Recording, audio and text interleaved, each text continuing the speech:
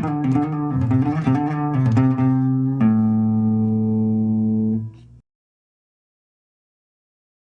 James, and this is my 2024 Strathpuffer story. You may have heard of me from previous races such as Awkward. I come from a background of gravity racing, but of late, I'm afraid I can no longer fully agree with the wise words of Kenny Powers. I play real sports, not trying to be the best at exercising. I've caught the endurance bug. No race encapsulates this love more than the Strathpuffer, a race held in the very north of Scotland in the middle of winter. It's a cold, cruel bastard of a race, but I love it. I've done this race twice before, once around 8 years ago and once last year. Last year I managed to blag 4th place, but I was miles off the win. I was 6 laps back, way off the pace. So my goal this year was to see if I could reduce that delta, and hopefully, if possible, the dream was to get close to the win and be in that fight towards the end of the race. Last year I had a pretty good race, but I really struggled with nerves. My training had gone pretty well coming up to the race, but I only got an hour or two sleep the night before. Excuses are like assholes, Taylor. Everybody got one. Training had gone even better this year, so physically I was feeling great. But there was still that niggle in the back of my head that those nerves were going to bite me the night before. Luckily, they didn't. I was more confident this year. I knew what to expect. There was less uncertainty, and we got a good night kip the night before.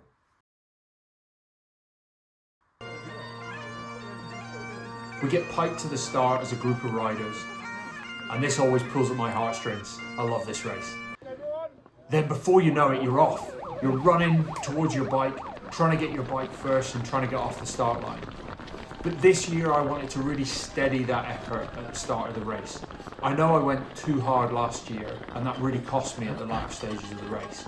Remembering that this is a 24-hour ordeal is something that's really, really important for these. Going out too hard, you can't remedy that at the end of the race. If you go out too easy, you've still got options. So my plan was keep the heart rate below the 150 beats per minute that I'd kind of assigned, and then start ramping up the pace as we move through the race, or at least holding a steady pace. My aim was really steady laps until 2 or 3 in the morning, and then when everyone else is really, really struggling, I'm hoping that I have the effort left in me to put the hammer down and really go for it. So the focus for me was really efficiency and ensuring that I'm keeping my heart rate low, I'm staying calm, and I'm moving through the course at a really good pace. The course is a 13-kilometre lap there or thereabouts with around about 300 metres of climbing. Now on paper that doesn't sound too bad. The thing most people don't realise is how janky and rough this course is. So the first third is a 5-road climb, super easy, super gentle. But then we get into a little bit of tech, and then we get into just a rough onslaught of single track. Loads of rocks, kind of your fist size, that are just built into the terrain. And they hammer your wrists and hammer your back and hammer your whole body for that 24 hours. That's the bit that people don't realise when they first come to this race.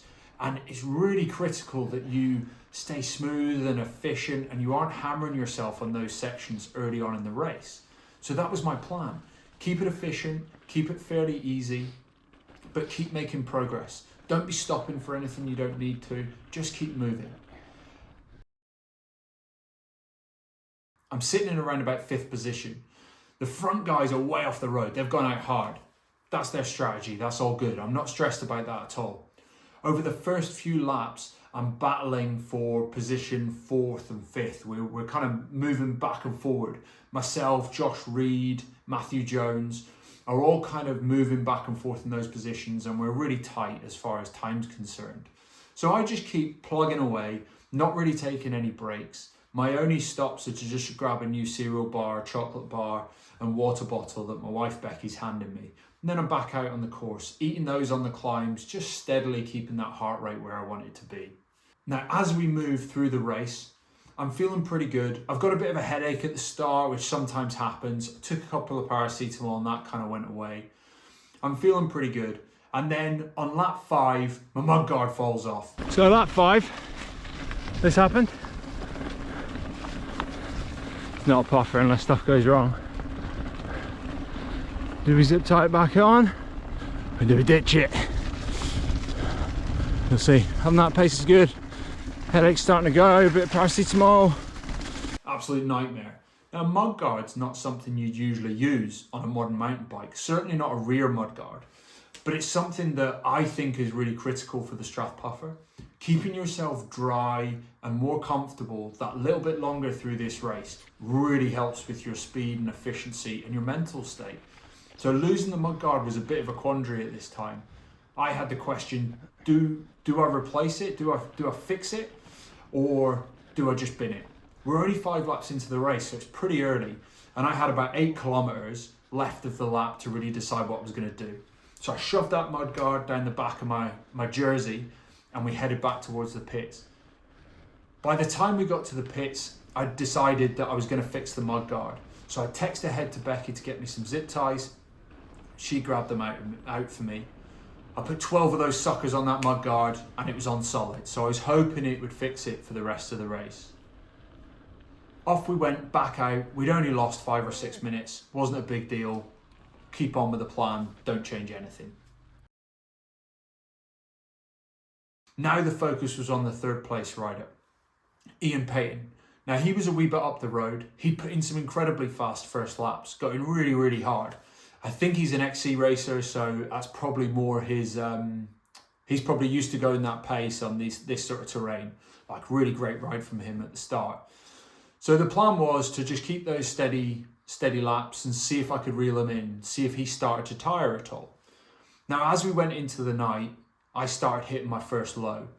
So the puffer, it's a bit like the grieving process. I think we're just through phase 1, disbelief. Now, this is totally expected, and I tend to always hit it around about this point in the race.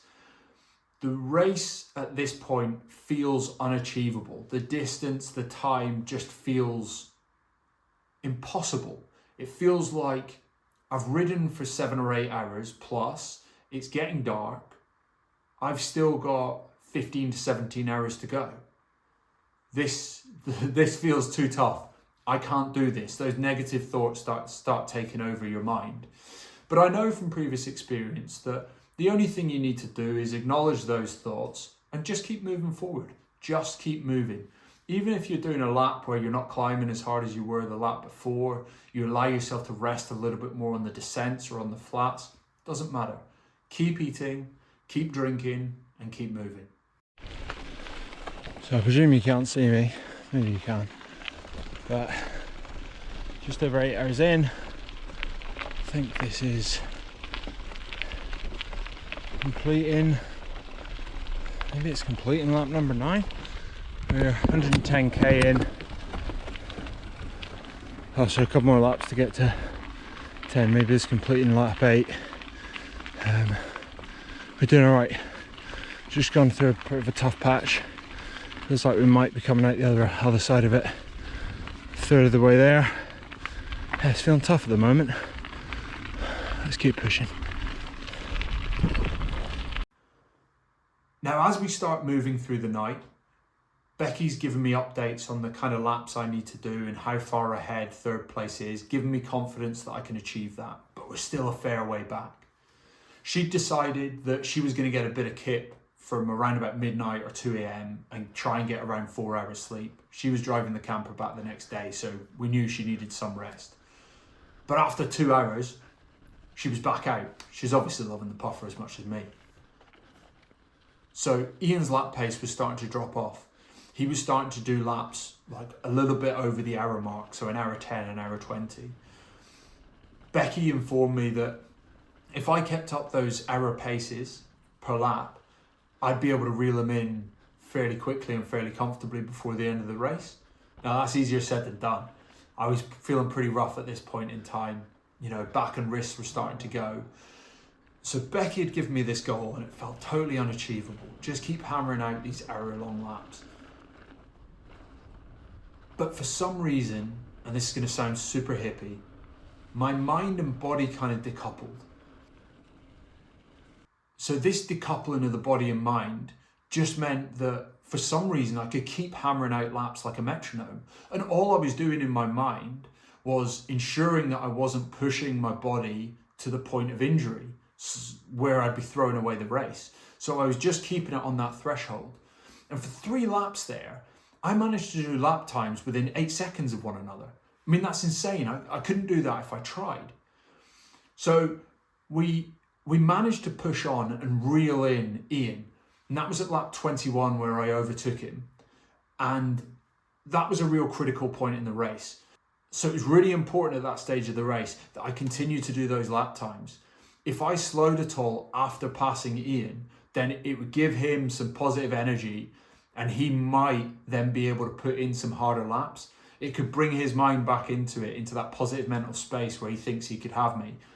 And it's really critical, these mind games, or they are to me, maybe they're not to these others, but they are to me through the race, where you've got to make sure that if you're putting someone to bed and you're winning a position, you need to follow that through. So I needed to somewhat crush his spirits. Sounds pretty horrible. Wow, okay, harsh. But we kept doing those lap times.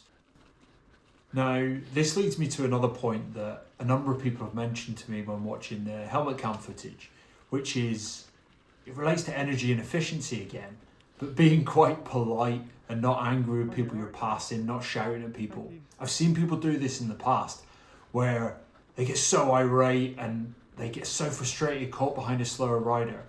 But you see, all it's doing is spiking their heart rate, making them be super inefficient and work really, really hard mentally just to get past and save 2, 3, 5 seconds. It's a really critical part of the race to ensure that you're efficient wherever possible. So first and second position, Marty and Carl were too far up the road. They'd ridden an exceptional race. Really incredible, the effort they put in. The laps Marty did at the start were just incredible. So fast and so consistent for those first 5-6 laps. And then Kyle at the end as well. I mean, the last lap he put in was 52 minutes. Not far off my first. Incredible effort and something to really aspire to. Something really inspiring for me. But the fact that I was on the same lap as them, or they were only 1 lap ahead,